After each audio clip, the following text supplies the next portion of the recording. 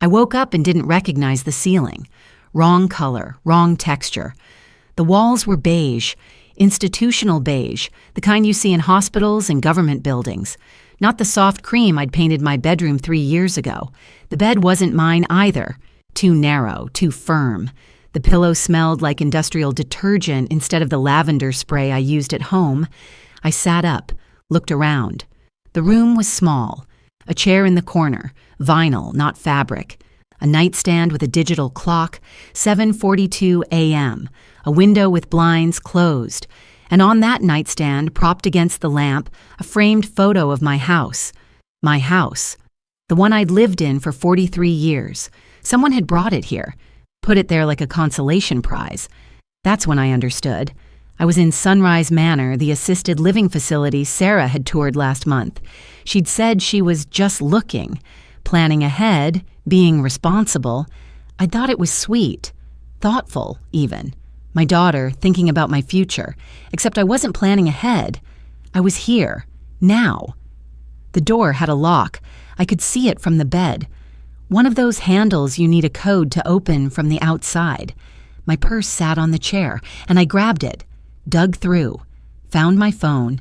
The screen showed 6 missed calls from Margaret, my neighbor, 3 texts from my son Michael in Denver, and 1 text thread I didn't remember seeing before, between my daughter Sarah and someone named Sunrise Manor Admin.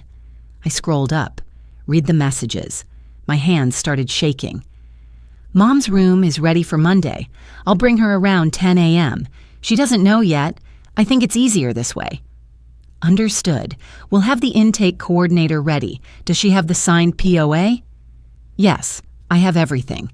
Power of attorney, medical directives, the works. She signed them last month. I sat there staring at that phone. Last month. The POA.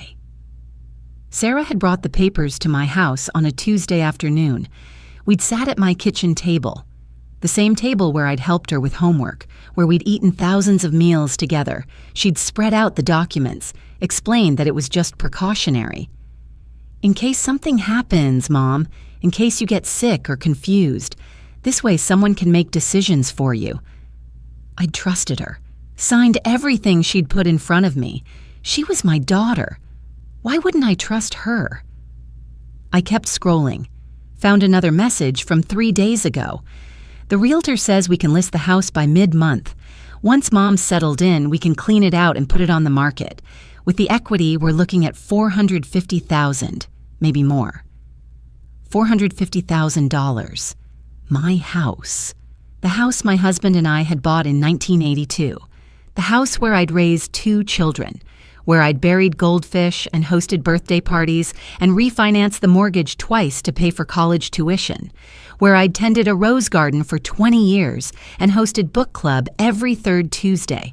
Sarah was selling it, had already called a realtor, was planning to clean it out like I was already gone.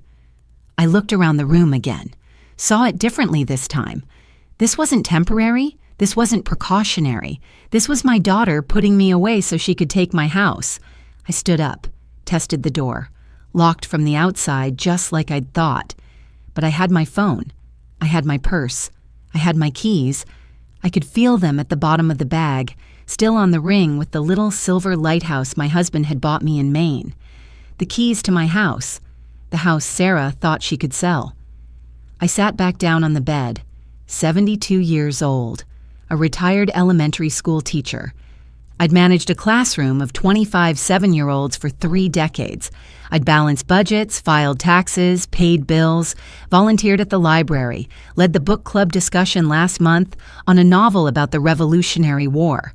I'd driven myself to doctor's appointments, to the grocery store, to Margaret's house for coffee every Thursday morning. Nothing about me suggested I needed to be here. 3 days ago, I was in my own home, making coffee on my back porch, deadheading roses, planning my nephew's birthday gift, and now I was locked in a room at Sunrise Manor because my daughter had decided, without asking me, without telling me, that this was better, that I was better off here than in my own home. I looked at that photo on the nightstand, my house, my life, my choice. Except it wasn't my choice anymore. Sarah had made it for me, had used that power of attorney I'd signed, the one that was supposed to be just in case, to put me somewhere I didn't want to be. I picked up my phone again, opened the text thread, read it one more time. The words blurred a little. Anger, or maybe tears. I wasn't sure which.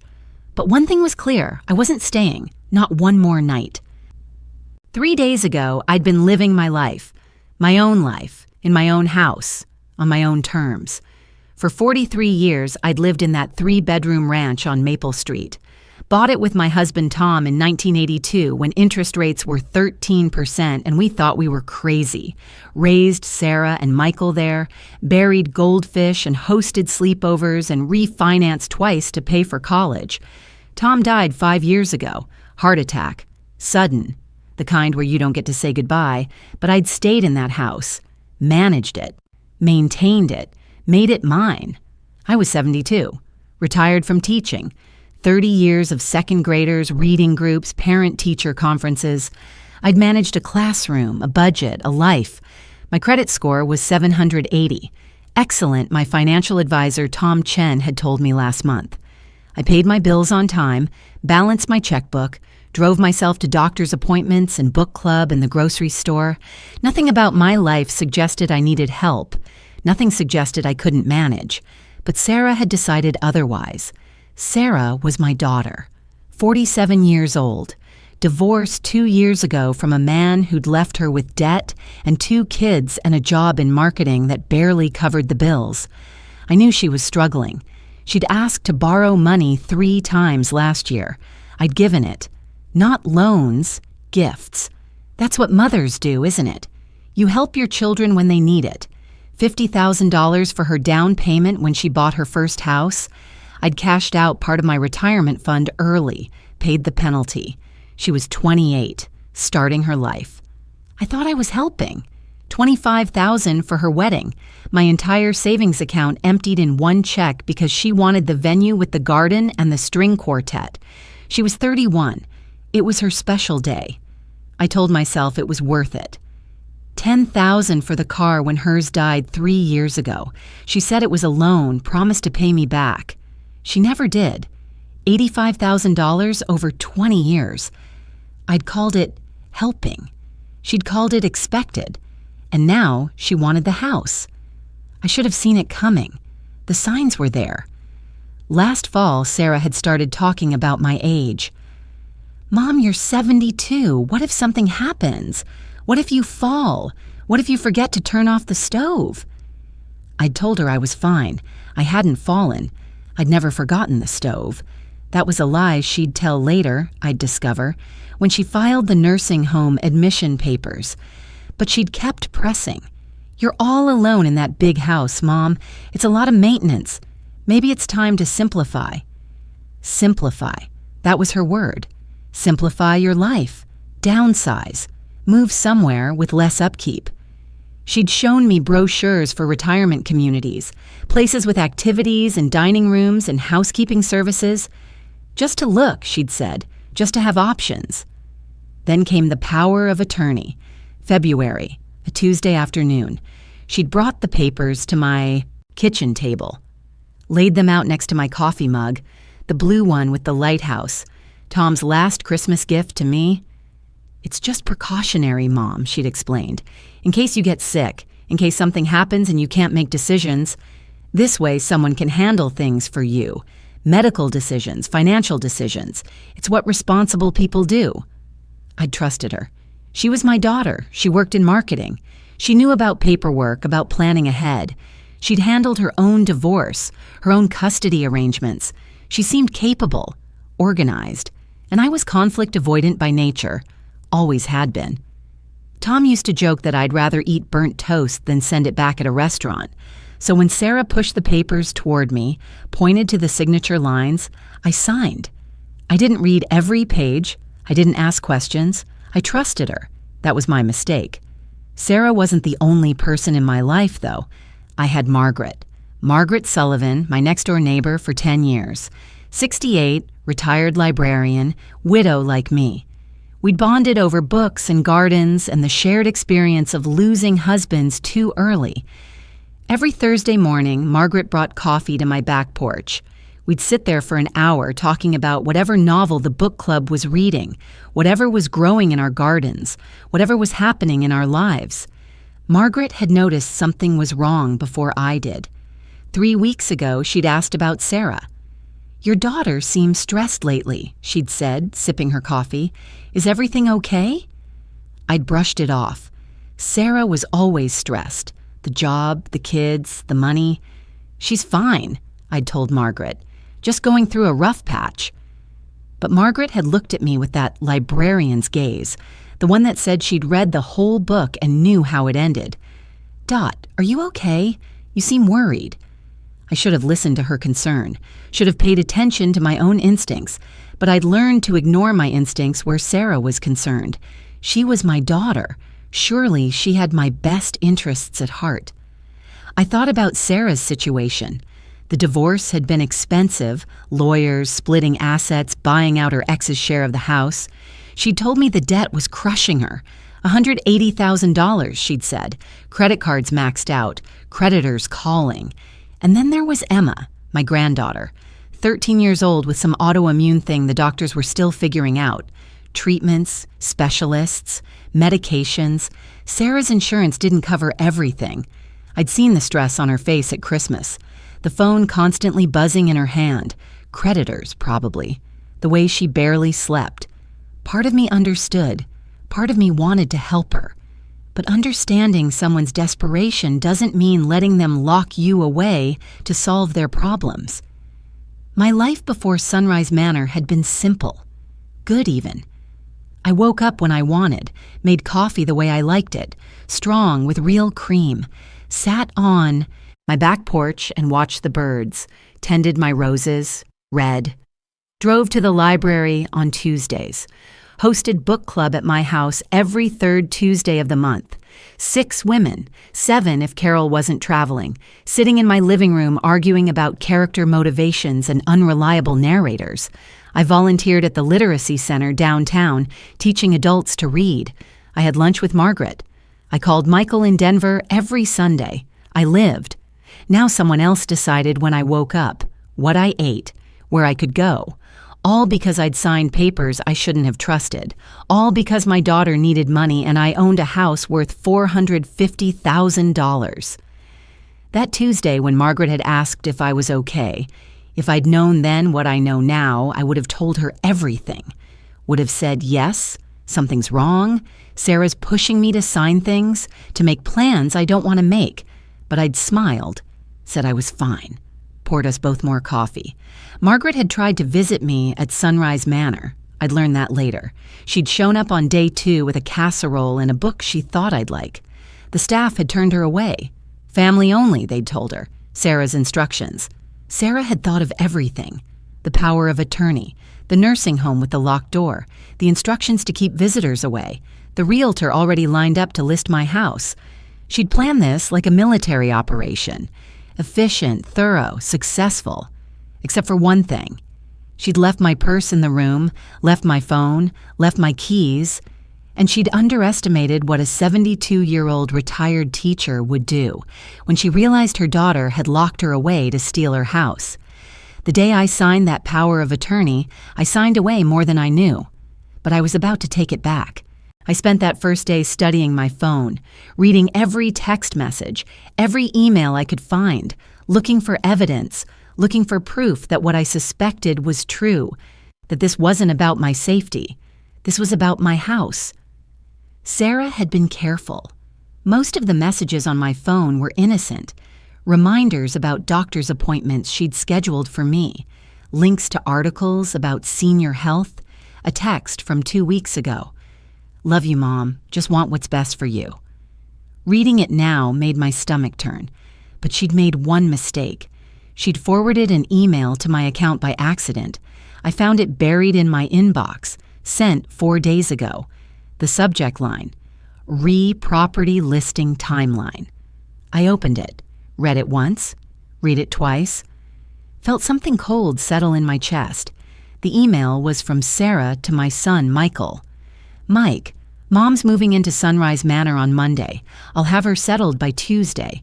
The realtor says we can list the house by mid-month. With the market right now, we're looking at $450, maybe more if we stage it right. I'm thinking we split it 60-40. I've been handling everything, and you're in Denver. Fair?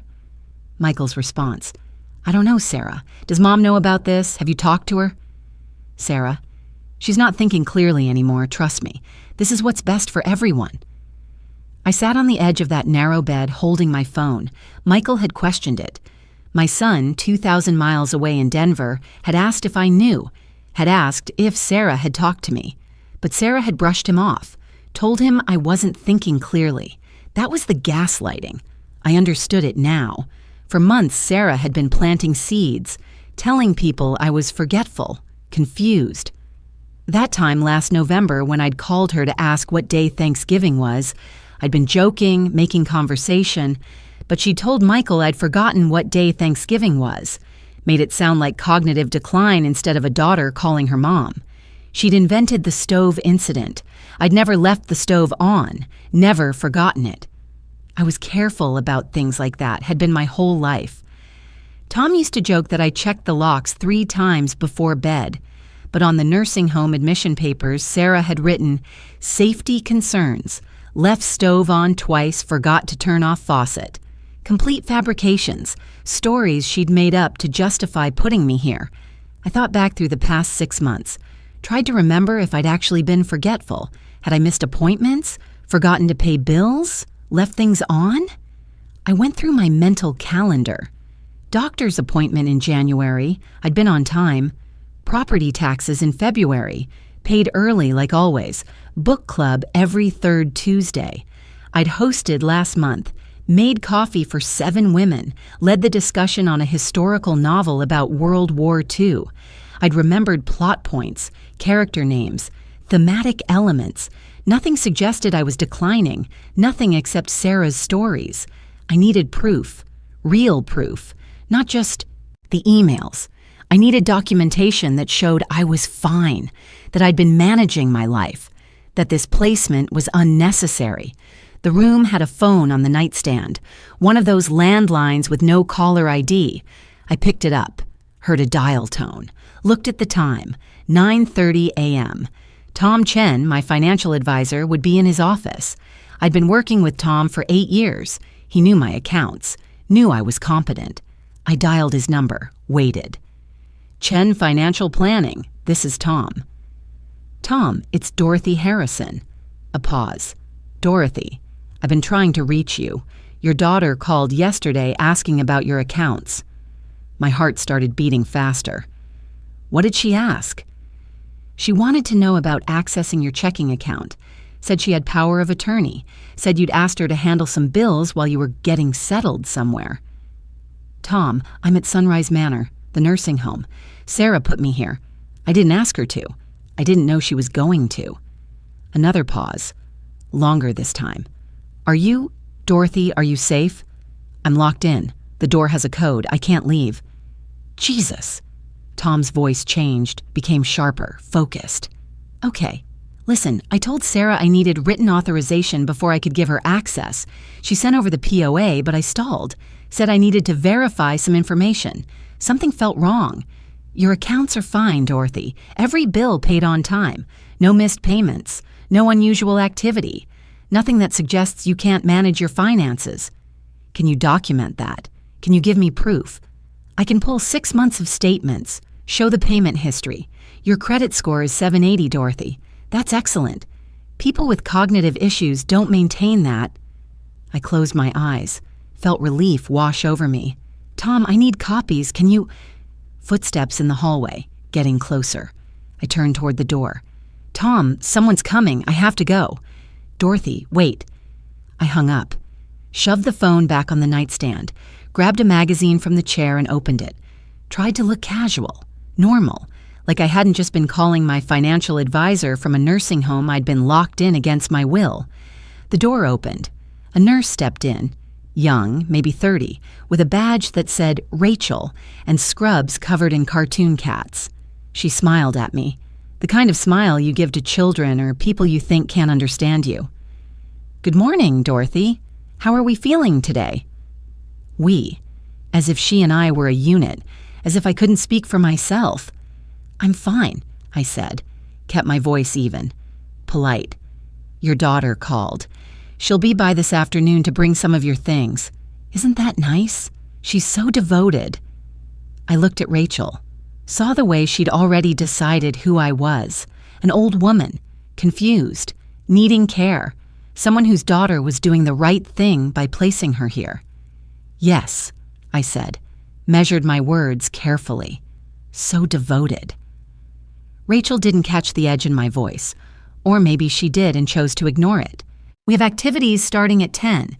There's chair yoga in the common room, or we can do a puzzle together. Would you like that?" "I'm tired," I said. "I think I'll rest." "Of course. You rest. I'll check on you later." She left, closed the door. I heard the lock click from the outside. I sat there thinking about that conversation, about the way Rachel had spoken to me, as if I were a child, as if I couldn't make my own decisions, and about what she'd said. Sarah was coming this afternoon. I looked around the room, noticed things I hadn't before. There was a folder on the desk, one of those manila folders with a label on the tab. I walked over, opened it. Admission papers, medical history forms, a document titled Power of Attorney Healthcare Directive, and clipped to the front a single sheet labeled Admission Assessment. I read the assessment, felt anger build with every line. Patient: Dorothy Harrison, DOB 3/15/1953, age 72. Admitted by Sarah Mitchell, daughter, healthcare, POA. Reason for placement: cognitive decline, safety concerns. Patient has exhibited confusion, memory loss, inability to manage activities of daily living. Family reports patient left stove on twice in past month, forgot to lock doors, missed medical appointments. Patient requires supervised care. Every word was a lie, every single word. I'd never missed an appointment, never left the stove on, never forgot to lock doors. Sarah had written this fiction and filed it as fact, had convinced these people I needed to be here, and they'd believed her. Why wouldn't they? She was the concerned daughter, the one with power of attorney, the one who'd filled out the paperwork and paid the deposit and arranged for my room. I closed the folder, walked back to the bed, sat down. The nursing home mattress was too soft. The sheets smelled like industrial detergent, not the fabric softener I'd used at home for 20 years. The pillow was flat and synthetic. I lay there thinking about my own bed, firm mattress, cotton sheets I'd had since Tom was alive, the quilt his mother had made us for our wedding, my room with the cream-colored walls and the photos on the dresser and the window that looked out on my roses. Dinner came at 5. A woman I hadn't seen before brought a tray. Salisbury steak, overcooked green beans, mashed potatoes from a box. I'd been cooking for myself since I was 20. Now someone else decided what I ate and when. At 6, Rachel came back to collect the tray, asked if I'd enjoyed my meal. I said it was fine. She smiled that same indulgent smile. At 7, I heard Sarah's voice in the hallway, talking to someone. Rachel, probably, laughing about something. My daughter, who'd put me here, who was coming to my room to pretend everything was normal. I thought about confronting her, demanding answers, asking her how she could do this, but I knew Sarah, knew how she'd respond. She'd tell me I was confused, that I didn't understand, that this was for my own good. She'd use that calm voice she used when she thought I was being difficult. And if I got angry, if I raised my voice, she'd point to that as more evidence of my decline. So when she walked in, I said nothing. Let her talk about the things she'd brought. A sweater I hadn't asked for, slippers I didn't need, magazines I wouldn't read. Let her tell me about Jake and Emma, about her work, about the weather, as if this were a normal visit, as if she hadn't just stolen my life. After she left, I lay in that too-soft bed and made a decision. I had my phone. I had Tom's promise to document my accounts. I had Margaret, who'd tried to visit. I had proof Sarah had lied on the admission papers. And I had the fact that I was 72 years old, perfectly competent, and locked in a place I didn't choose. I had to get out, and I had to do it before Sarah came back. The next morning, I woke up early, 5:45 a.m. The nursing home was quiet, that particular silence of institutional buildings before the day shift arrives. I'd been awake most of the night, planning, thinking. The shift change happened at 6. I'd watched yesterday, timed it. For 15 minutes, the night staff was finishing paperwork and the day staff was still arriving. 15 minutes when the hallways were less watched. I got dressed. Not the nightgown they'd given me, but my own clothes. The slacks and sweater I'd been wearing when Sarah brought me here. Put on my shoes, real shoes, not the slippers Rachel had suggested. Grabbed my purse, checked inside. Phone, keys, wallet, the reading glasses I kept in the side pocket. Everything I needed. The admission folder was still on the desk. I opened it, looked at those papers Sarah had filled out, the lies she'd written. I needed these. Proof of what she'd claimed. Proof that would show the difference between her story and reality. I folded the admission assessment, tucked it in my purse. At 5:58, I heard voices in the hallway. The night nurse saying goodbye to someone. Footsteps moving away toward the staff room. This was it. I walked to the door, tried the handle. Locked, like I knew it would be. But the lock was electronic. One of those keypads that needed a code from the outside, but had an emergency release on the inside. I'd watched Rachel use it yesterday. She'd blocked the view with her body, but I'd seen enough. 4 digits. She'd press the buttons in a pattern. Top left, top right, bottom left, top left again. I pressed the same pattern. 1, 3, 7, 1. Heard a click. The door opened. I stepped into the hallway. My heart was beating so hard I could feel it in my throat. The corridor was empty. Fluorescent lights. Beige walls. The smell of industrial cleaner and something cooking. Breakfast, probably. Oatmeal or scrambled eggs from a carton. I turned right. Toward the front entrance. Walked past closed doors, past a common room with the TV on, volume low, showing the morning news, past a nurse's station, empty. The chair pushed back like someone had just stepped away. The front door was ahead, glass doors with those push-bar handles, no keypad on this side, just push and go. I reached the doors, put my hand on the bar, stopped. This was it. Once I walked out, there was no pretending I'd wandered off by accident. No claiming confusion. This was deliberate. This was me, Dorothy Harrison, 72 years old, leaving a place I'd been put against my will. I pushed the bar. The door opened. Cold morning air hit my face. April in Michigan, still chilly at dawn. I smelled rain on the pavement, heard birds, saw the parking lot half empty, streetlights still on. I stepped outside.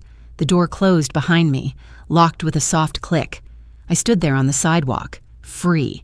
72 years old, and I'd just escaped a nursing home like a teenager sneaking out. Part of me felt ridiculous, but a bigger part felt alive. Felt like myself for the first time in 3 days. I looked at the keys in my hand, my house keys. The ring with the silver lighthouse Tom had bought me in Maine, back when we'd taken that trip for our 25th anniversary. These were mine, my keys, my house. My choice. I started walking. Margaret lived 3 blocks away. I knew the route, had walked it hundreds of times over 10 years.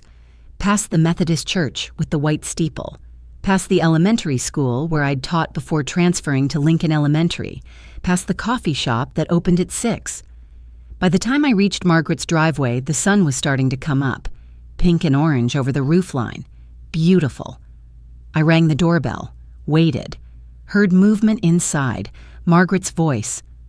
"Just a minute." The door opened. Margaret stood there in her bathrobe, hair not yet combed, glasses on. She looked at me. Her eyes went wide. "Dot, how did you get here?" "I walked," I said. "Can I come in?" She pulled me inside, closed the door, looked at me like she was checking for injuries. "Are you okay? I tried to visit you.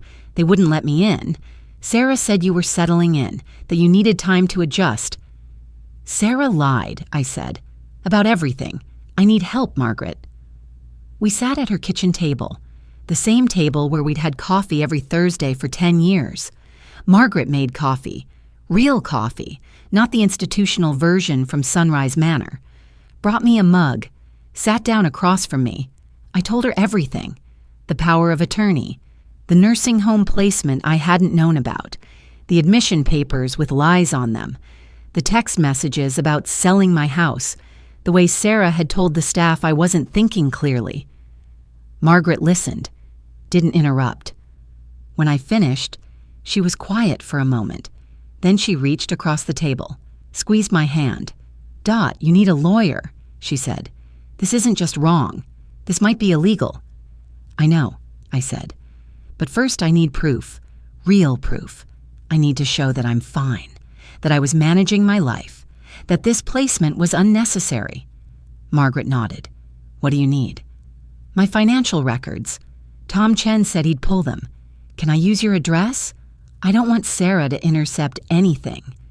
"Of course." Margaret got up, found a notepad, wrote down her address. "What else?" "My medical records. I need to show I don't have cognitive issues, that I'm healthy."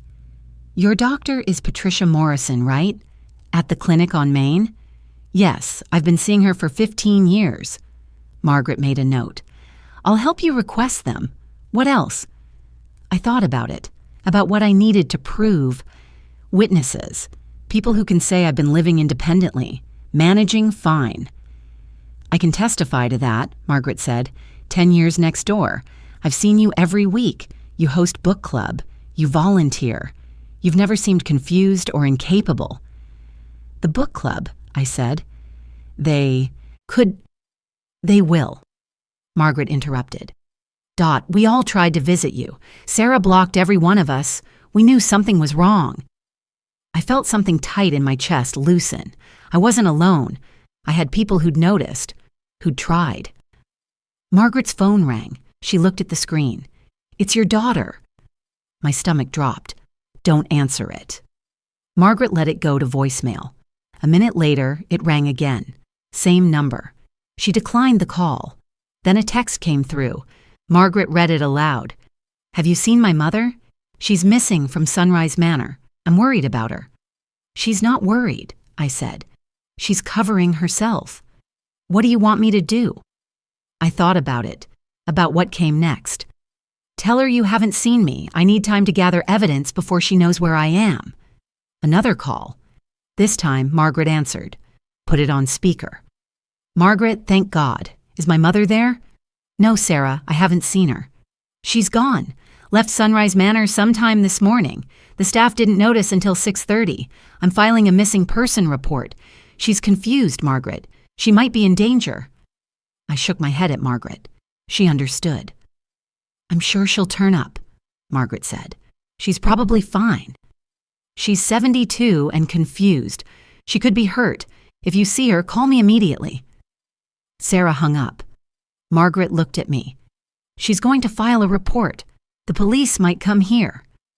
"Let them," I said. "I'm not missing. I'm not confused. I left because I was placed there against my will." An hour later, there was a knock on Margaret's door. A police officer, young, Latino, badge that said Martinez. Margaret let him in. "Ma'am, we had a report about a missing person, Dorothy Harrison. Her daughter says she left a nursing home this morning. Have you seen her?" "I'm right here," I said, stood up from the kitchen table. "I'm Dorothy Harrison."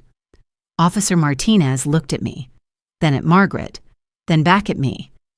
"Ma'am, your daughter filed a report. She says you have cognitive issues, that you left a care facility without supervision." "I don't have cognitive issues," I said, kept my voice calm, clear. "I was placed in that facility without my knowledge. My daughter used a power of attorney I signed to put me there so she could sell my house. I left because I don't belong there." Martinez pulled out a notebook. "Can you tell me your full name and date of birth?" "Dorothy Ann Harrison, born March 15th, 1953. "Current address? 412 Maple Street. I've lived there for 43 years. "What's today's date?" "April 17th, 2025. It's a Thursday." Martinez wrote it down. And you're saying you were placed in the nursing home against your will? Yes, my daughter told me we were going to lunch. She drove me to Sunrise Manor instead. I didn't know until I woke up there the next morning that she'd admitted me. Do you have any proof of that? I opened my purse, pulled out the admission papers, the ones with Sarah's lies typed on them, showed him the assessment. This is what my daughter filed. It says I left the stove on twice. I've never left the stove on. It says I missed medical appointments. I haven't missed an appointment in 10 years. It says I'm confused and can't manage my daily living. I can manage fine. Martinez read the papers, looked up at me. Ma'am, you seem coherent to me, but I need to complete the welfare check. Your daughter is concerned. My daughter is concerned about $450,000, I said. That's what my house is worth. She's been planning to sell it. I have the emails to prove it. I showed him my phone, the forwarded email, the one where Sarah talked about listing the house, splitting the proceeds 60-40 with Michael. Martinez read it. His expression changed, became more serious. Ma'am, this looks like a family dispute. That's civil, not criminal, but you're clearly not in danger. You're coherent, you know where you are, and you're with a friend. I'll report that you're safe. Thank you, I said. He handed me a card. Ma'am, you might want to call a lawyer. If what you're saying is true, if you were placed in that facility without your consent, you might have legal grounds to challenge it. After Martinez left, I sat down, looked at his card. Thomas Martinez, officer. Phone number, email. Margaret poured more coffee, sat down across from me. What now? Now, I said, I call Tom Chen. Get those financial records. Request my medical records from Dr. Morrison and find a lawyer who specializes in elder law. I pulled out my phone, dialed Tom's number. When he answered, I said, Tom, it's Dorothy. I'm at my neighbor's house. I got out. I need those records you promised. I've already started pulling them, Tom said. 6 months of statements, every bill paid on time, your credit score documentation. I'll overnight them to whatever address you give me. Send them to Margaret Sullivan's address. I read it to him. Tom, can you also write a statement, something that says I've been managing my accounts without any issues? Absolutely. Dorothy, what Sarah's trying to do, this could be financial exploitation. I can document everything. Thank you, I said, and meant it. Next, I called Dr. Morrison's office, got the receptionist, explained I needed my medical records, all of them. The woman on the phone, Linda, I'd talked to her dozens of times over the years, said she'd put the request through. It would take a few days, but she'd expedite it for me. Dr. Morrison will want to know you're okay, Linda said. She got a call from your daughter saying you'd been placed in memory care. She was surprised. You were just here 2 months ago for your annual physical. Everything was fine. Everything is still fine, I said. Can you include the notes from that physical and any cognitive screenings you've done? We did a standard screening in January. You scored perfectly. I'll make sure it's in the file. After I hung up, Margaret looked at me. You're really doing this. You're fighting back. I am, I said. I have the admission papers showing Sarah lied. I have financial records proving I'm competent. I'll have medical records showing I'm healthy. I have the emails showing she planned to sell my house. And I have witnesses. You, the book club, my volunteer coordinator at the literacy center, who can say I've been living independently. What about a lawyer? I thought about Officer Martinez's suggestion, about the card he'd given me. I need someone who specializes in this. Elder law, power of attorney disputes. Margaret pulled out her laptop, started searching. 5 minutes later, she had a list, 3 elder law attorneys in the area. She called the first one, left a message, called the second, got a receptionist who said the attorney was booked for 3 months. The third number connected. A woman answered, Chen Law Office, this is Linda Chen speaking. Margaret explained the situation. Linda listened, then said, This is exactly what I handle. Elder financial exploitation, improper use of power of attorney. Can your friend come in tomorrow morning? I have an opening at 9. Margaret looked at me. I nodded. She'll be there, Margaret said.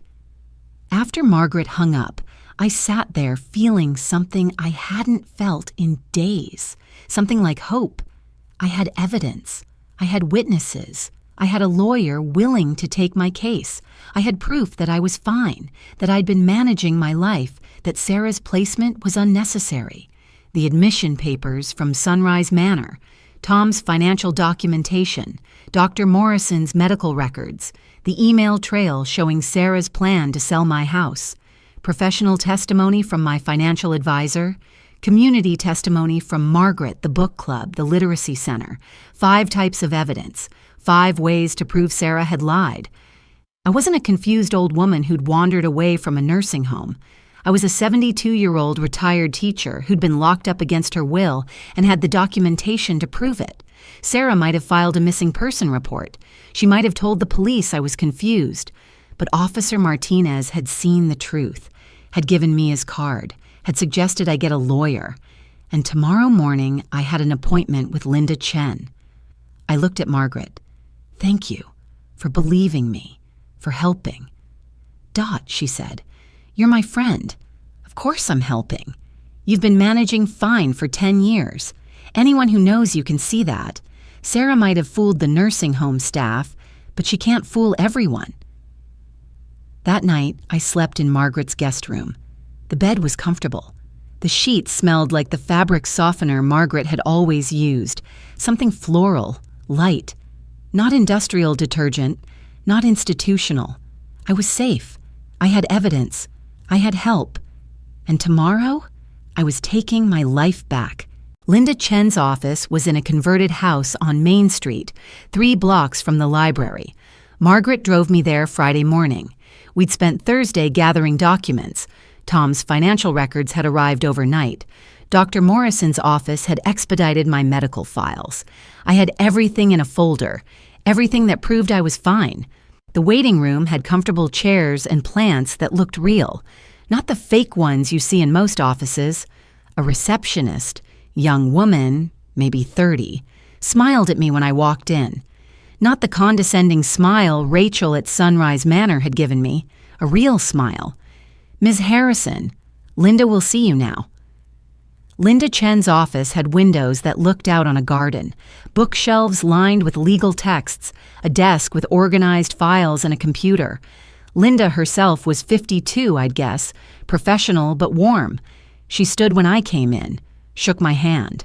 Dorothy, thank you for coming. Please sit down. I sat in the chair across from her desk.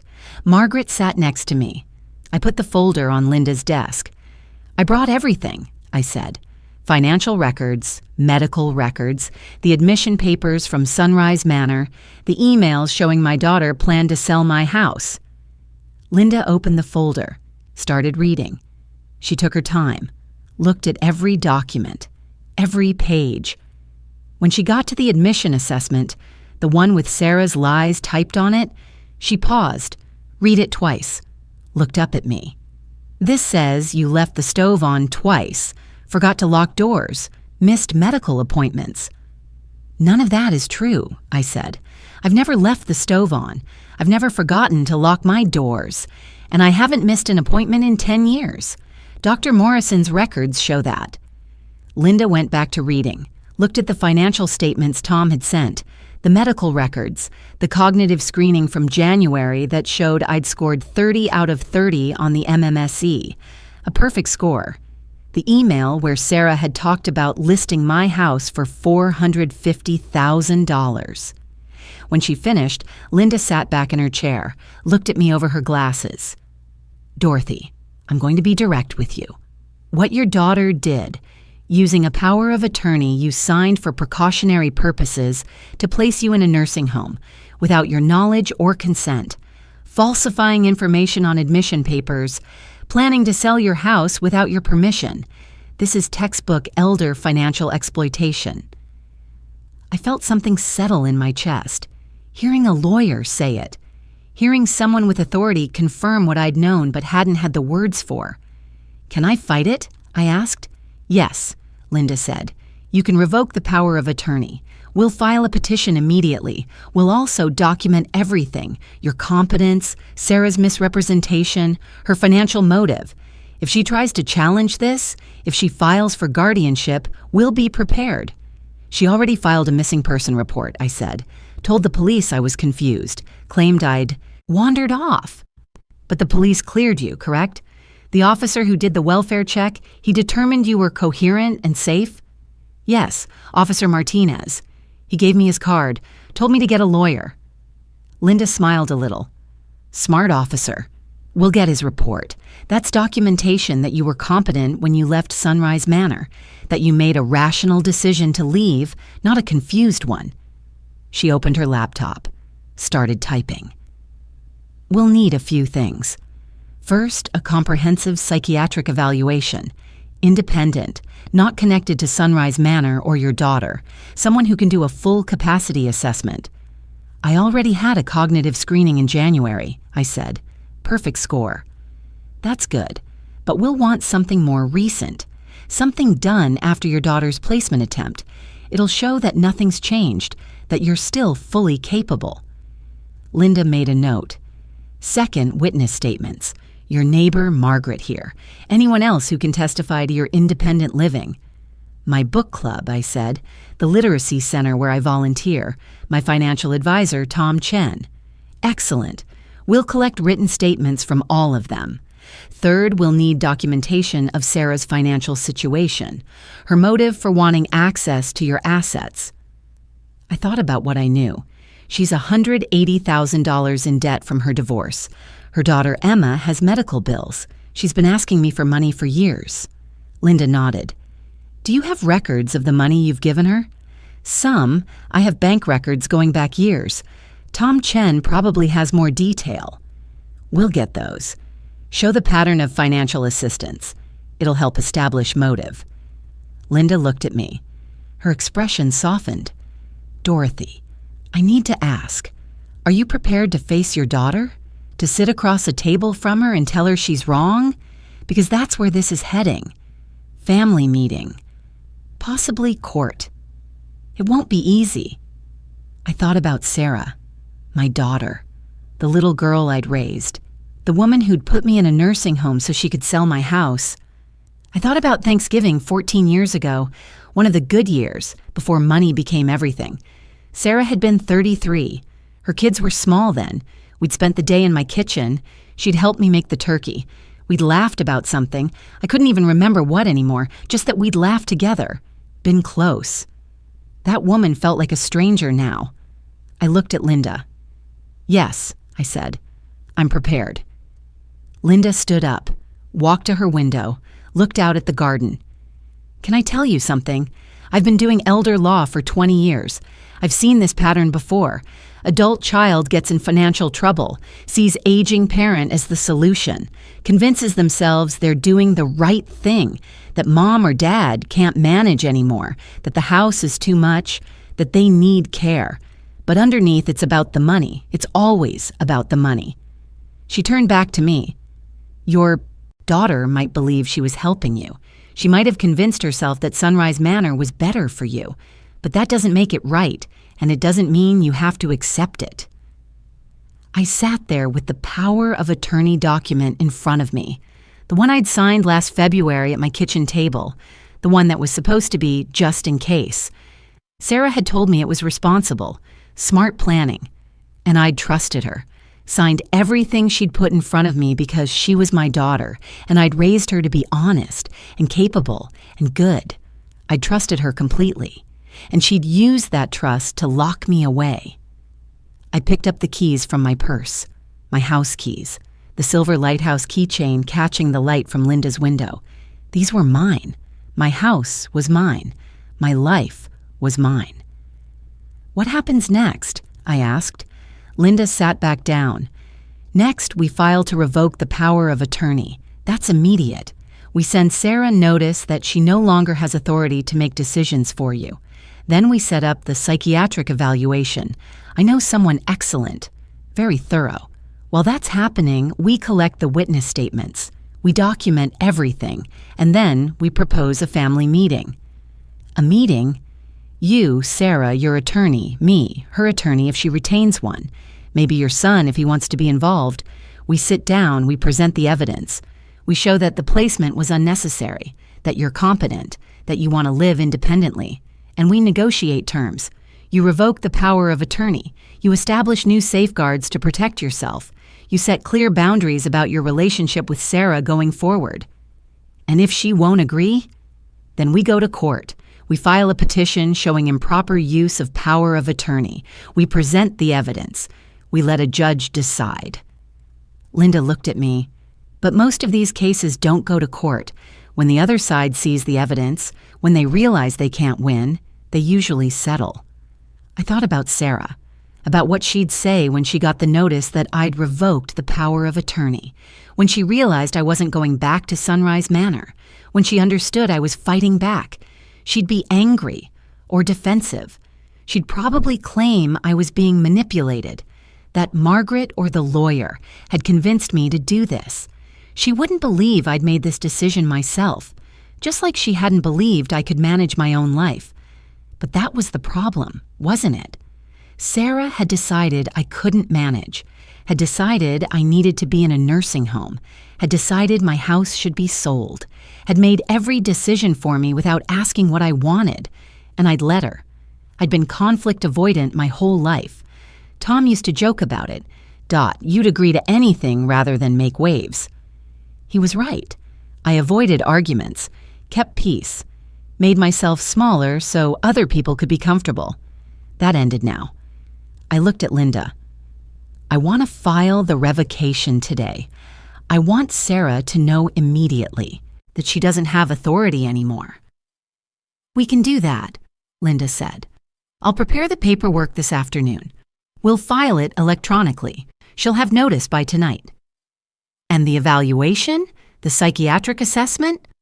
I'll call Dr. Reynolds this afternoon. She's excellent, very thorough. I'll explain the situation, see if she can fit you in next week. Linda walked me through the next steps, the paperwork I'd need to sign, the timeline for collecting evidence, the process for the family meeting. She talked about costs, her hourly rate, the evaluation fees. I nodded, took notes, asked questions when I needed to. When we finished, I stood up, shook Linda's hand. Thank you, I said, for taking this seriously, for believing me. Linda smiled.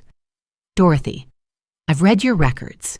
I've seen your cognitive scores, your financial management, your medical history. You're one of the most competent clients I've had. What your daughter did was wrong, and we're going to prove it. Margaret drove me back to her house. We were quiet for most of the drive. When we pulled into her driveway, Margaret turned off the car, looked at me. You okay? She asked.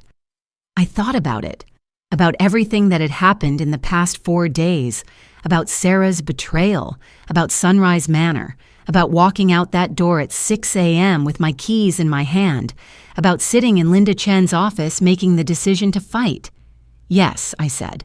I'm okay. Better than okay. For the first time in months, I feel like myself. That evening, I sat in Margaret's guest room. The lawyer's paperwork was spread on the bed, the revocation of power of attorney, the request for psychiatric evaluation, the list of witnesses to contact, photos of my independent life, book club meetings, the literacy center, my rose garden, evidence of a life lived, a life managed. I picked up my phone, called Michael in Denver. When he answered, I told him everything about Sarah's placement, about the admission papers with lies on them, about the emails planning to sell the house, about escaping and gathering evidence and hiring a lawyer. Michael was quiet for a long time. Then he said, Mom, I'm sorry. I should have questioned Sarah more. When she told me you were going into Sunrise Manor, I asked if you knew. She said you did. She said it was what you wanted. She lied to you, too, I said. What can I do to help? Linda Chen, my attorney, is arranging a family meeting.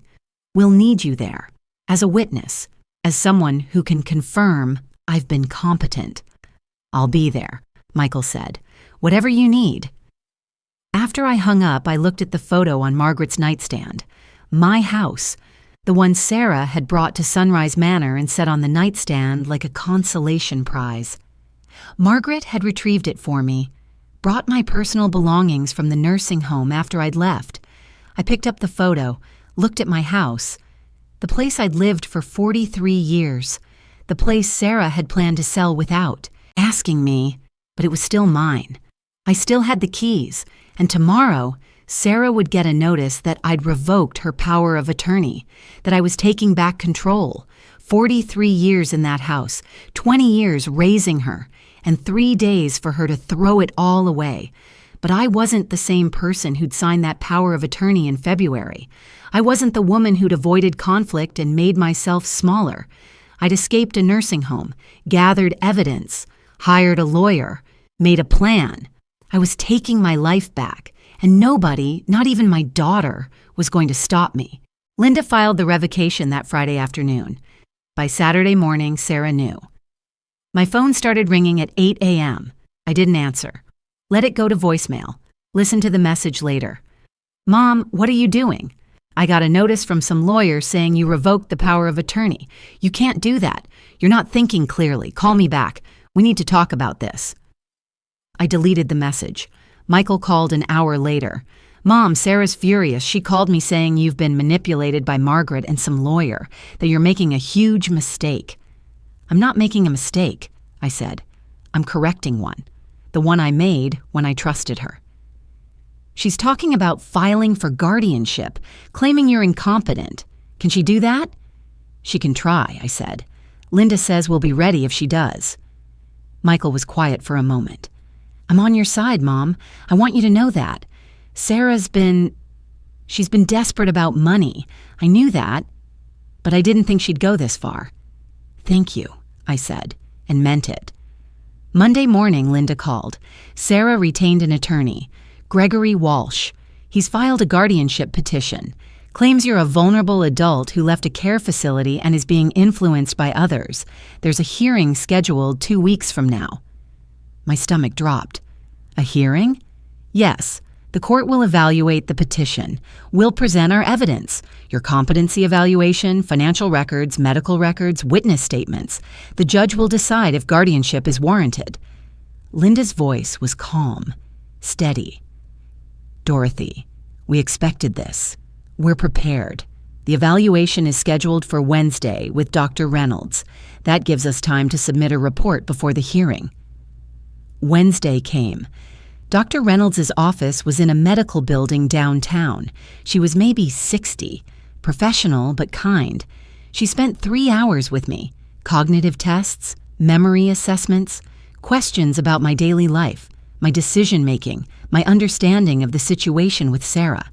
When we finished, she looked at me over her notes. Miss Harrison, I'll be frank with you. You scored perfectly on every assessment. Your memory is excellent. Your reasoning is sound. Your understanding of your legal and financial situation is clear and appropriate.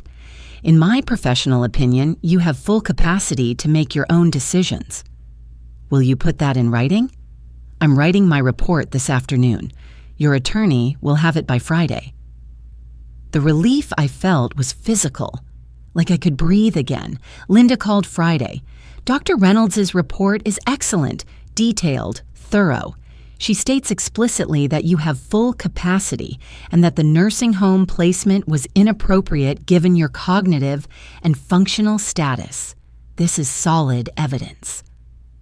Over the next week, Linda collected witness statements. Margaret wrote 3 pages about our 10-year friendship, the daily coffee visits, the book club meetings at my house, my volunteer work, my garden, my independent life. Tom Chen provided a detailed statement about my financial management. The book club coordinator wrote about my participation, how I'd led discussions, remembered complex plot points, engaged thoughtfully with challenging texts. The Literacy Center director provided records showing I'd taught adult learners for 5 years, never missed a session, never showed any confusion or decline in ability. 10 days before the hearing, Michael flew in from Denver. He'd taken time off work, wanted to be there for the family meeting Linda had arranged. Sarah had initially refused to meet, but her attorney had convinced her. better to try to resolve this privately," Walsh had told her, according to Linda. The night before the meeting, Michael came to Margaret's house, sat at the kitchen table with me. We talked about Sarah, about what had happened, about why. "She's drowning," Michael said. "The debt, Emma's medical bills, the pressure. But that doesn't excuse what she did." "No," I agreed. "It doesn't." "Mom, if there's a compromise, if Sarah agrees to back off, to let you live independently, would you consider maintaining some kind of relationship with her?" I thought about it, about Sarah, about the daughter I'd raised and the woman who'd locked me away. "I don't know," I said honestly. "Maybe someday. But not now. Right now, I need to protect myself, and that means boundaries. Clear ones." Michael nodded. "I understand." Sarah's attempt at compromise came through her attorney 2 days before the scheduled family meeting. Walsh called Linda, proposed a deal. I could move to a less restrictive assisted living facility. Sarah and Michael would share power of attorney. I could visit my house, but not live there alone. Linda called to relay the offer. I listened, then said, "No." "You're sure?" "This isn't about where I live, Linda. It's about who decides. And I decide. I live in my house. I manage my own life. Those aren't negotiable." "Then we go to the meeting," Linda said. "And if that doesn't work, we go to court." The day before the meeting, something unexpected happened. My phone rang. The caller ID showed Jake, my grandson, Sarah's son. I answered. "Grandma?" His voice was uncertain, 16 years old and caught between his mother and his grandmother. "Hi, sweetheart." "I didn't know Mom did that, put you in that place. She told me you wanted to go there, that you'd asked for help, but then I heard you escaped and hired a lawyer and—" "Grandma, I'm sorry. I should have visited you, should have checked." My throat tightened. "Jake, this isn't your fault. You're 16. You trusted your mother. That's what kids are supposed to do. But she lied, and you were locked up. That's not okay." "No," I said. "It's not." "Can I still see you? After all this? I know Mom's probably going to tell me I can't, but—" "Jake," I interrupted, "you can always see me. You're my grandson. Nothing changes that." I heard him let out a breath. "Okay, good. I love you, Grandma." "I love you too." After he hung up, I sat there thinking about family, about the complexity of it. Sarah had hurt me, betrayed me. But Jake was still my grandson. Michael was still my son. Family didn't end because one member made terrible choices, but it did change, and it did require boundaries. The legal process was moving forward. The evaluation was done. The witness statements were collected. The evidence was organized. Linda had prepared a comprehensive brief for the hearing. Everything documented. Everything proven. 6 weeks had passed since I'd walked out of Sunrise Manor. 6 weeks of living at Margaret's house, of gathering evidence, of preparing for the confrontation I knew was coming. Margaret had been amazing through all of it. Daily coffee, constant support, a safe place to stay, but I missed my house, missed my own bed, my own kitchen, my own space. Linda said I couldn't go back yet, not until the legal situation was resolved. If you move back in and Sarah claims you're not safe there, it complicates things, she'd explained. So I waited, stayed at Margaret's, prepared. The book club met at Margaret's house one Tuesday night. All 6 women came, brought casseroles and cookies. We sat in Margaret's living room and they told me they'd all tried to visit me at Sunrise Manor. Sarah had blocked every one of them. "We knew something was wrong," Carol said. "You don't just disappear into a nursing home without telling your friends." "We're all writing statements for your lawyer," another woman, Helen, added. "Whatever you need. We've got your back."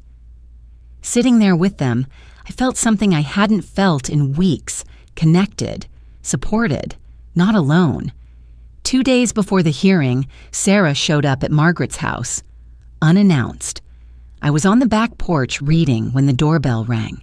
Heard Margaret answer, heard Sarah's voice. "I need to talk to my mother." Margaret's response was firm. "Does she want to talk to you?"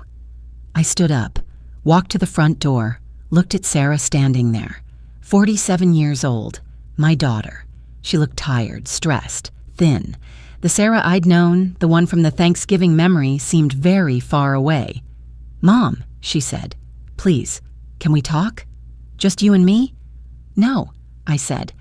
"Anything you need to say, you can say at the meeting tomorrow, with the attorneys present." "Mom, you're being unreasonable. I was trying to help you. You're 72, living alone. Something could happen." "Something did happen," I interrupted. "You locked me in a nursing home, lied on the admission papers, planned to sell my house without asking me. That happened." "I was protecting you. You were protecting yourself, your financial situation, your convenience." I kept my voice level, calm. "Sarah, I don't want to have this conversation on Margaret's doorstep. I'll see you tomorrow at the meeting, with the lawyers." Sarah's expression shifted, from pleading to anger. "You're being selfish. Mom, stubborn. You always put yourself first." "I'm going inside now," I said. Step back. Let Margaret close the door. Heard Sarah's voice through the door, muffled, upset, then footsteps, her car starting, driving away. I sat down on Margaret's couch, felt my hands shaking, not from fear, from anger, from the sheer effort of holding my ground against someone I'd spent my whole life trying not to disappoint. Margaret sat next to me, didn't say anything, just sat there, present. After a few minutes, I said, "The hearing is tomorrow." "I know," Margaret said. "Are you ready?" I thought about everything I had, the evidence, the witnesses, the lawyer who believed me, the son who supported me, the friends who'd tried to visit, the grandson who'd called to apologize. I thought about Sarah, about the meeting tomorrow, about facing her across a conference table with attorneys and mediators, and everything I'd proven laid out between us. "Yes," I said, "I'm ready." The meeting was scheduled for 10 a.m. at Linda's office. Margaret drove me. I wore slacks and a blazer, the navy one I'd worn to parent-teacher conferences for 30 years, professional, competent, the person I'd always been. Linda's conference room had a long table, windows on one side, a whiteboard on the wall. When we walked in, the mediator was already there, a woman named Patricia Green, maybe 55, professional but warm. She introduced herself, explained the process. This was an informal mediation, an attempt to resolve the dispute before the court hearing. Everyone would have a chance to speak. Evidence would be presented. The goal was agreement. Linda sat next to me. Michael sat on my other side. He'd flown in yesterday, stayed at a hotel downtown. When he'd arrived at Margaret's house this morning, he'd hugged me, said, "Whatever happens, I'm here." Sarah walked in at 9:58. Her attorney, Gregory Walsh, was with her. 50s, gray suit, expensive briefcase. Sarah looked at me. I looked back. She seemed smaller somehow, thinner, tired, but her expression was guarded, defensive. They sat across from us. The table between us felt like a canyon.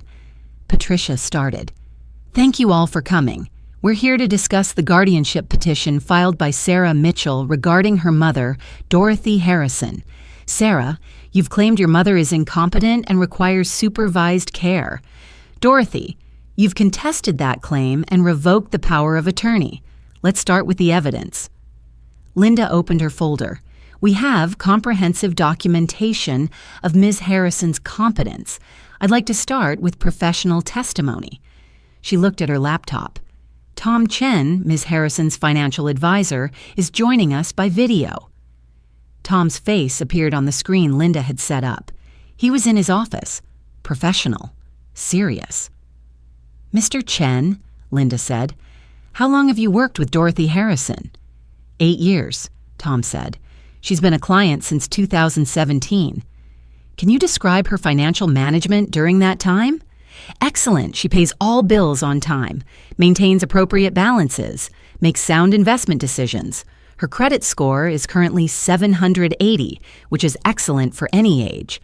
I've never seen any indication of confusion or inability to manage her finances." Linda pulled up a document on the screen. Bank statements. 6 months of transactions, every bill paid, every date met. Mr. Chen, in your professional opinion, does Dorothy Harrison have the capacity to manage her own financial affairs?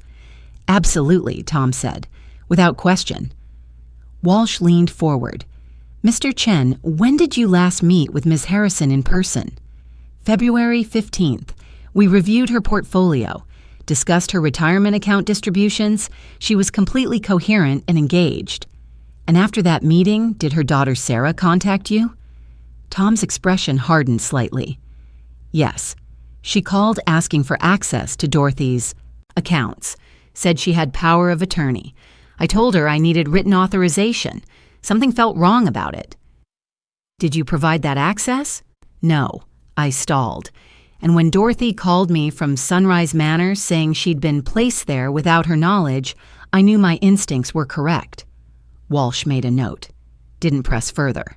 Tom had been clear, professional, unshakable.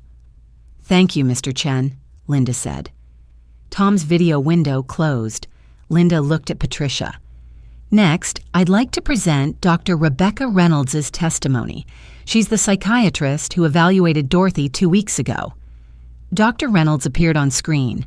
Gray hair, professional demeanor, 20 years of experience in her field, according to the CV Linda had provided. Dr. Reynolds, Linda said, you conducted a comprehensive psychiatric evaluation of Dorothy Harrison on April 25th.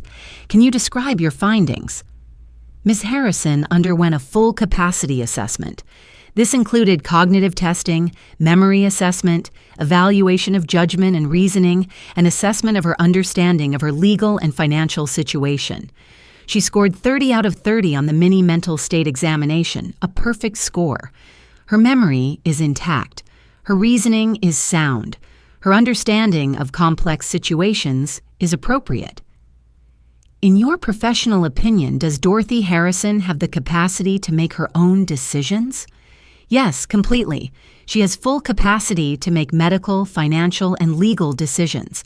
There is no evidence of cognitive impairment, dementia, or any condition that would warrant guardianship. Walsh spoke up. Dr. Reynolds, Ms. Harrison left a licensed care facility without supervision. Doesn't that suggest impaired judgment? Dr. Reynolds looked directly at him. No, it suggests she made a rational decision to leave a place she'd been put against her will. Ms. Harrison was not confused about where she was or why she was there. She understood the situation clearly. She left deliberately because the placement was inappropriate. That's not impaired judgment. That's self-advocacy. I saw Sarah shift in her seat, uncomfortable. Linda continued. We also have written statements from multiple witnesses. Margaret Sullivan, Ms. Harrison's neighbor for 10 years, the coordinator of her book club, the director of the literacy center where she volunteers, all attest to her independence and competence. Linda placed a stack of papers on the table. These statements are consistent. Ms. Harrison manages her own home, drives herself, volunteers, participates in social activities, lives independently, without assistance. Patricia looked at the documents, then at Sarah. Ms. Mitchell, you filed the guardianship petition claiming your mother is incompetent. The evidence presented suggests otherwise. Would you like to respond? Sarah looked at Walsh. He nodded. She cleared her throat. I was concerned about her safety. She's 72, living alone. I thought she needed help. The nursing home was supposed to be temporary, just until we could figure out a better living situation. Linda pulled out another document, placed it on the table where everyone could see. This is an email from Sarah Mitchell to her brother Michael, dated April 14th. I'll read the relevant portion. Mom's moving into Sunrise Manor on Monday. The realtor says we can list the house by mid-month. With the market right now, we're looking at $450, maybe more if we stage it right. I'm thinking we split it 60-40. The room was quiet. Sarah stared at the email. Her face had gone pale. Ms. Mitchell, Linda continued. This email was sent before your mother was placed in Sunrise Manor. You'd already contacted a realtor. You'd already planned to sell her house. This wasn't about safety. This was about accessing your mother's assets. That's not, Sarah started. Let me show you something else. Linda placed another document on the table. The admission papers from Sunrise Manor. This is the admission assessment you filled out. It states that Dorothy left the stove on twice, forgot to lock doors, missed medical appointments. Dr. Morrison, Dorothy's physician of 15 years, has provided records showing Dorothy has never missed an appointment, has never reported any safety incidents. These claims are false. Sarah's attorney spoke up. My client was acting on information she believed to be accurate. Your client fabricated information to justify placing her mother in a facility so she could sell her house, Linda said. Her voice was calm but firm. This is textbook elder financial exploitation. Patricia held up a hand. Let's pause. Sarah, is there something you'd like to say? Sarah looked at me. For the first time since the meeting started, really looked at me. I saw something in her face. Not defiance. Something else. Exhaustion, maybe. Or desperation. I'm drowning, she said quietly. I'm $180,000 in debt. Emma's medical bills, the divorce. I've been paying minimums on credit cards for 2 years. Creditors are calling every day. I thought if I could just... She stopped, put her hands over her face. I thought you'd be better off somewhere with people to help you, and I thought maybe I could use the house money to fix my life. I know that's wrong. I know that. But I didn't know what else to do. The room was quiet. I looked at my daughter, 47 years old, breaking down across a conference table. I thought about the Thanksgiving 14 years ago, the woman who'd laughed in my kitchen, who'd been close to me once, before money became everything. Part of me wanted to reach across the table, to comfort her, to fix this the way I'd fixed everything when she was young. But I wasn't that person anymore, and she'd made her choices. Sarah, I said. My voice was level, measured. I understand debt. I raised you and Michael on a teacher's salary after your father died. I was 37 years old with 2 kids and a mortgage. I know what financial pressure feels like. But you don't solve your problems by taking away someone else's life. Sarah looked up. Her eyes were red.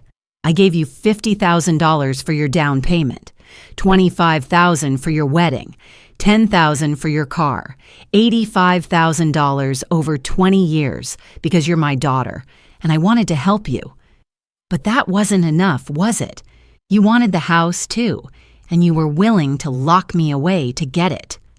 Mom, I'm not finished. I kept my voice steady. You lied on those admission papers. You told people I was confused, incompetent. You made up a story about a stove incident that never happened. You blocked my friends from visiting. You filed a power of attorney I signed in good faith and used it to put me somewhere I didn't choose.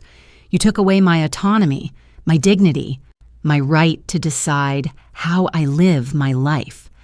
I thought I was helping... No, I said. You thought you were helping yourself. There's a difference. The room was silent. Patricia looked at both of us, then at the mediator's notes she'd been taking. I think we need to discuss terms, she said. Sarah, the evidence is clear. Your mother is competent. The guardianship petition won't succeed. The question now is, can you accept that? Can you agree to revoke the petition? To respect your mother's autonomy going forward? Walsh leaned toward Sarah, whispered something. She nodded. What would the terms be? Sarah asked. Her voice was small. Linda answered. Dorothy revokes the power of attorney permanently. No new POA, no guardianship. She lives in her own home, manages her own finances, makes her own medical decisions. You have no authority over any aspect of her life. And if I agree to that, then we don't pursue charges of elder financial exploitation. We don't report this to Adult Protective Services. We resolve this privately. Sarah looked at Walsh again. He nodded. Take the deal. She turned to Patricia. Okay, I agree. No guardianship petition, no POA. She lives independently. I need that in writing, Linda said. Signed agreement, witnessed, filed with the court. We can do that, Walsh said. Patricia pulled out a form, started writing. The terms Linda had outlined. Sarah's agreement not to pursue guardianship, Dorothy's agreement not to pursue criminal charges, clear boundaries, legal separation of authority. When Patricia finished, she slid the document across the table. Sarah signed, then Dorothy, then both attorneys. Michael signed as witness. It was done. Sarah stood up, gathered her things, looked at me one more time. I'm sorry, Mom. I really am. I know you probably don't believe me, but I am sorry. I looked at her, saw my daughter, saw the desperation, saw the person she'd become under the weight of debt and pressure and bad decisions. I believe you're sorry, I said, but sorry doesn't undo what you did, and it doesn't mean things go back to how they were. You need to work on your own life, Sarah. Fix your own problems, but you don't get to use me to do it. Sarah nodded, tears on her face. She turned and walked out. Walsh followed. After they left, I sat there, looked at the signed agreement on the table, the document that said I was free, that I had my life back, that Sarah had no authority over me anymore. When the mediator asked for my decision, I didn't hesitate. This was my life, not hers to take. Michael reached over, squeezed my hand. You did it, Mom. Linda smiled. The guardianship petition will be withdrawn by end of day. You can go home, Dorothy. Your house is yours. Your life is yours. I looked at the photo on my phone. My house. The one I'd lived in for 43 years. The one Sarah had tried to sell. The one I was going back to.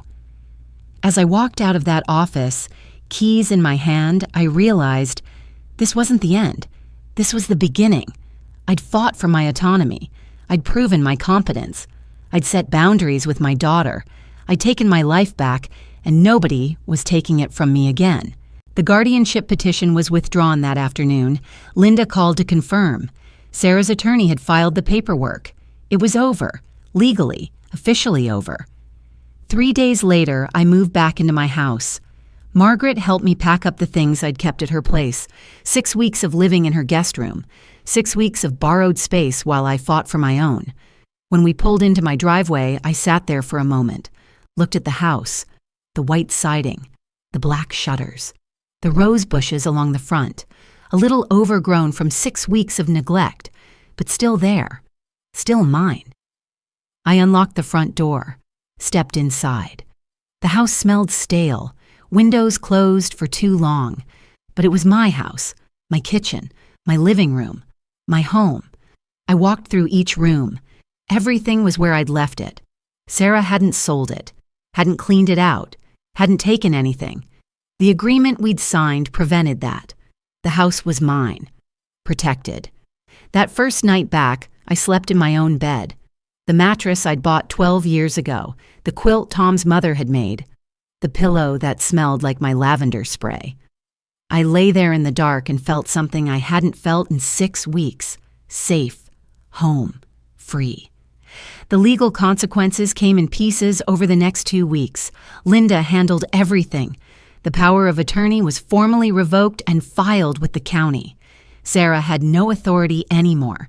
None. Linda prepared new healthcare directives. Michael was listed as backup only, someone who could make decisions if I was genuinely incapacitated, but with clear instructions and oversight, not a blank check like Sarah had used. I updated my will. Linda connected me with an estate planning attorney. We set up a trust, specific terms, clear beneficiaries, an exploitation clause that said if anyone tried to coerce me or manipulate me into changing the trust, they'd be automatically disinherited. The house would go to Michael when I died, a specific amount for Jake and Emma, my grandchildren despite everything, but nothing for Sarah, not after what she'd done. The financial safeguards were Tom Chen's idea, 2-signature requirement for any withdrawal over $5,000, quarterly reviews with Tom.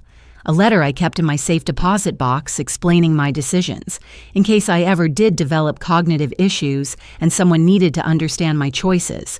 Documentation, protection, boundaries.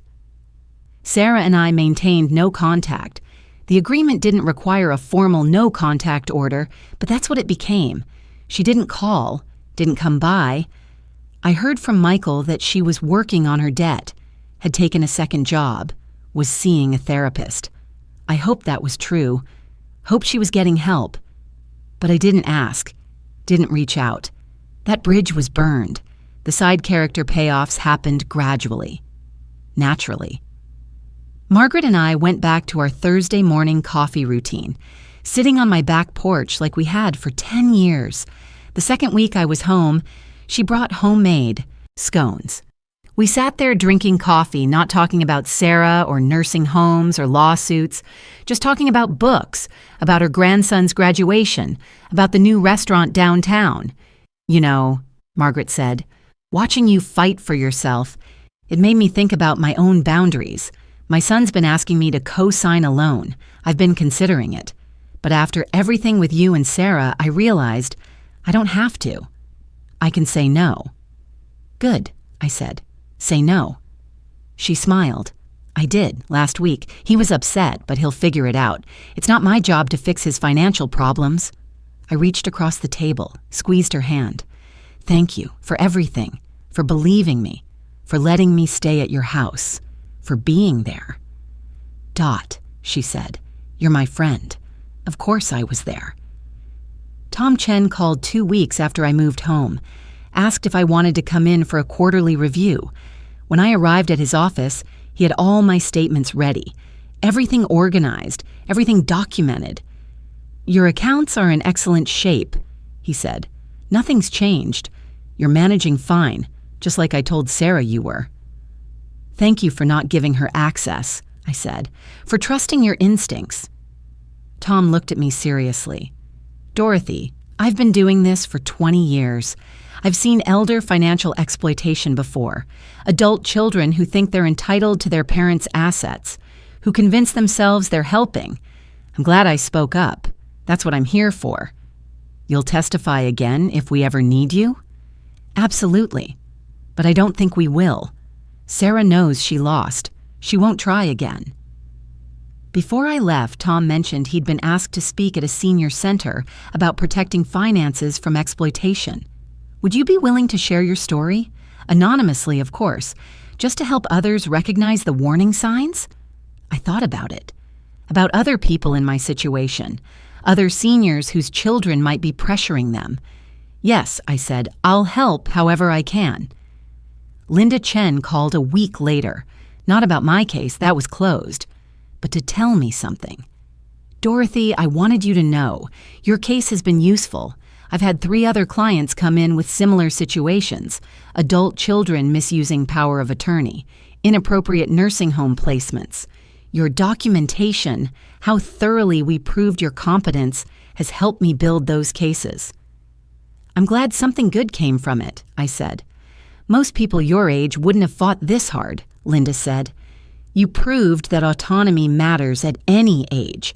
That competence isn't about how old you are, it's about capacity, and you had it. You have it. Thank you for believing that. Keep my number, Linda said, if you ever need anything. And if you ever want to work with me on elder rights advocacy, let me know. Your perspective would be valuable. Michael flew back to Denver 2 days after the mediation. Before he left, we sat in my kitchen, the same kitchen where I'd signed that power of attorney, the same table where Sarah had spread out those papers and told me it was just precautionary. Mom, Michael said, I'm sorry I didn't question Sarah more. When she first told me about Sunrise Manor, I should have called you, should have verified. You trusted your sister, I said. That's not wrong. She's the one who lied. Still, I should have known, should have seen it. I reached across the table, took his hand. Michael, you're here now. You supported me. You came to the meeting. You're in my new healthcare directive as someone I trust. That matters. He squeezed my hand. I'll call you every Sunday. Check in. Make sure you're okay. I'm okay, I said. I'm better than okay. I'm home. 6 weeks after I moved back in, an email arrived from Sarah. I stared at the sender name for a long time before opening it. Mom, I know I don't have the right to contact you. I know what I did was wrong. I'm in therapy now, working through a lot. The financial stuff, the stress, the choices I made, I'm working on my debt. Got a second job. Emma's doing better. Jake asks about you. He misses you. I'm not asking for forgiveness. I just wanted you to know I'm sorry. I see what I did now, how I hurt you. I'm getting help. I hope you're well. Love, Sarah. I read it 3 times, sat there at my kitchen table with my coffee getting cold. Part of me wanted to respond, to reach out, to tell her I was glad she was getting help, that I hoped she'd figure things out. But a bigger part knew responding would open a door I needed to keep closed. Forgiveness didn't mean forgetting, didn't mean returning to how things were. Sarah had locked me away to solve her problems, had lied about me, had tried to take my house.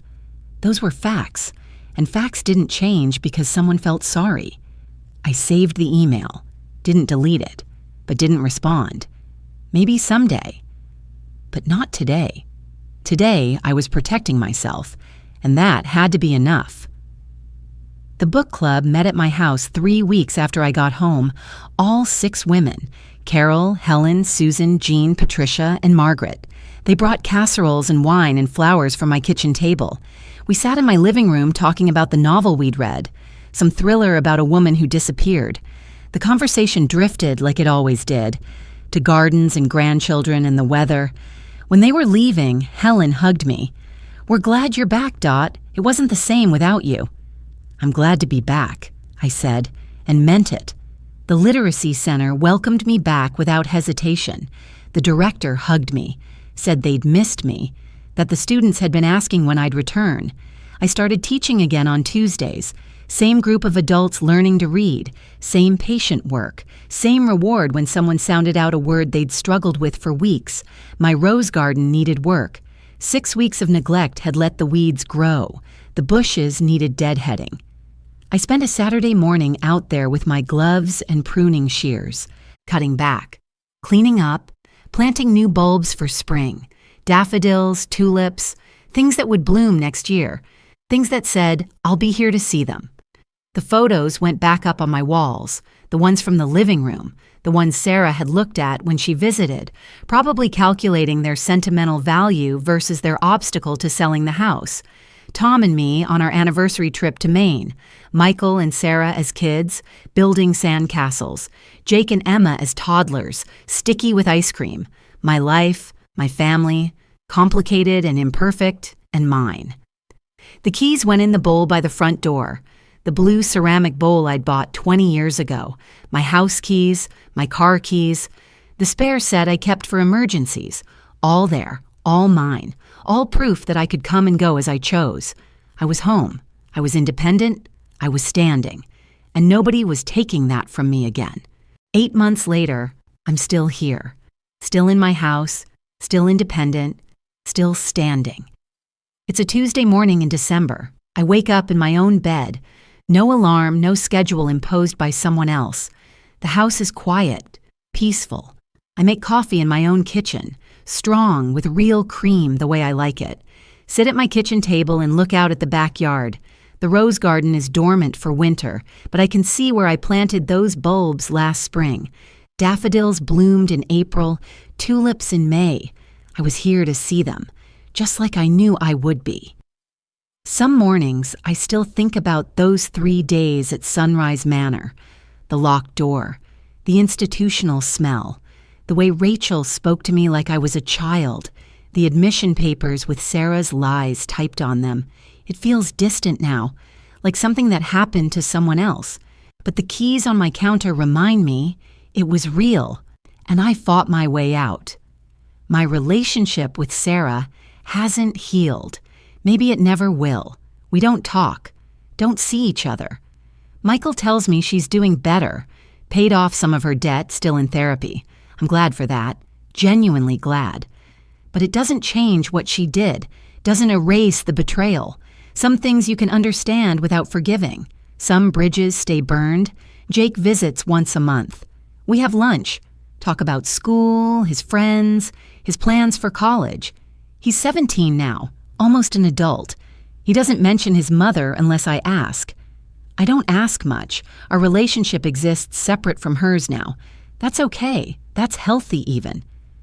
Michael calls every Sunday, true to his word. We talk about nothing important.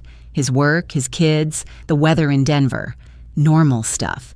The kind of relationship we always had, but stronger now. He saw me fight, saw me prove myself. That changed something between us. Added respect to the love that was already there. Margaret still brings coffee on Thursday mornings.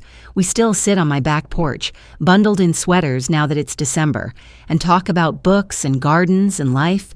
She set that boundary with her son, refused to co-sign the loan. He figured it out on his own. She's proud of that, proud of herself. "You taught me something," she said last week. "It's never too late to stand up for yourself." I spoke at the Senior Center in October. Tom Chen organized it. Protecting Your Financial Independence was the title. I told my story, anonymously, names changed, about a daughter who used power of attorney to place her mother in a nursing home, about how I recognized the warning signs too late, about how I fought back. The room was full, 70 seniors, maybe more. Afterward, 3 people came up to me, said they were going through similar situations, asked for Linda Chen's number. I gave it to them. If my experience helps even one person, it's worth it. The book club still meets at my house every 3rd Tuesday. We're reading a memoir right now, something about resilience. Someone suggested it. I think they meant well. We drink wine and argue about whether the author's choices were justified. It's normal.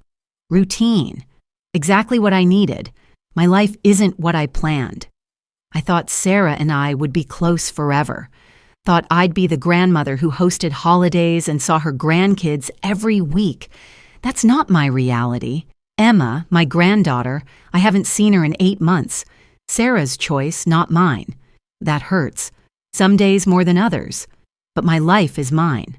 That's what matters. I wake up when I want. Eat what I want. Go where I want. The house is mine. The decisions are mine.